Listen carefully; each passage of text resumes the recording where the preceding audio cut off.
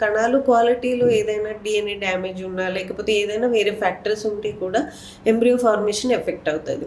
So what I'm trying to say is embryo quality poor ఉంటే ఖచ్చితంగా pregnancy రాదు అట్లా అంటే లేదు. కానీ that could be one of the reasons. Second is uterine factor.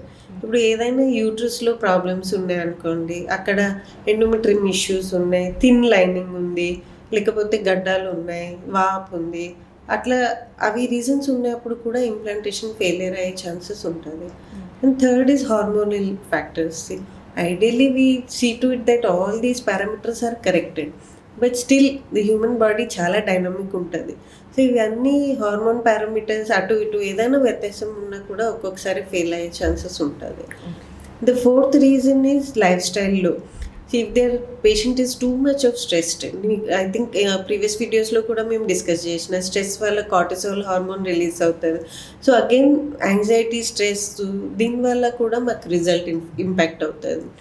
And if there is any habits like they are not following a proper diet or anything like that, or ఈ IVF పీరియడ్లో మాకు ఏదైనా infections అట్లాంటివి జరిగితే కూడా, fever, annoyingly కొంతమందికి viral infections వచ్చేస్తాయి. So any kind of infection in the body can impact implantation.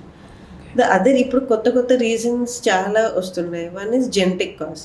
ఇప్పుడు మేము వైఫ్ చూస్తున్నాం, హస్బెండ్ చూస్తున్నాం, they are perfectly fine, looking absolutely fine. కానీ వాళ్ళ ఎగ్, వాళ్ళ స్పర్మ్ కలిపిన తర్వాత ఎంబ్రియో రెడీ అయినప్పుడు their genes are getting mixed.